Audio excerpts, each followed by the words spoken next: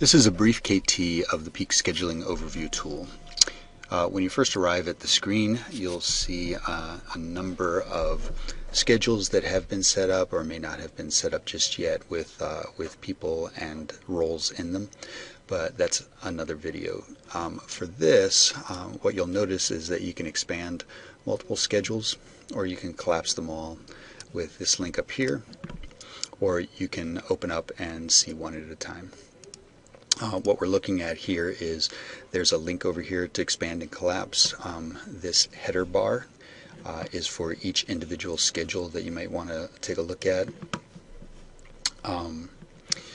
There's also a title right here. These are all come in handy when I show you the settings in the back end. We can take a look at any particular given day. Let's go into November 26th, which is probably one of the most important days of the year. This shading here indicates that there's nobody scheduled for this schedule on this day.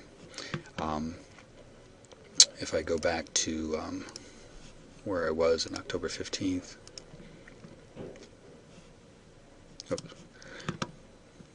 I can see that this particular schedule is full, so there's no shading whatsoever. This particular schedule is empty. There's no one scheduled for that day. On here, I can see that from midnight to 3 a.m. there's no one scheduled. From about 4 a.m. or 5 a.m. until about 7 a.m. there's no one scheduled. And I can also take a look at the Gantt chart here and see the same thing. So from midnight until 3 a.m. no one scheduled. From 4 a.m. to 7 a.m. no one scheduled. For the schedules, or the schedules of the people that are on the Gantt chart, if I mouse over that particular person's schedule, I can see some more detailed information about that person, their name, their email address, cell number. There's another telephone number. If they've entered that, that'll show up as well, and the time frame in which they're scheduled. So that's pretty much it for the useful functionality of the overview tool. I want to show you the settings in the background. So what I had said here about making those collapsible, you can decide not to make them collapsible if you wish. What that would do is it would remove the header so that you don't see the shaded area in the header portion. The missing, highlight missing times. Right now I demonstrated that times that are not scheduled have been highlighted. If you deselect this, then it'll do just the opposite. It'll highlight those times that are scheduled.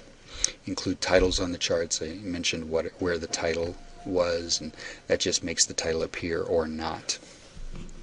Also here, these are other schedule modules that are in this particular website, and so those all show up here, and I can choose which ones I want to show on this overview page and which ones I don't want to show on this overview page.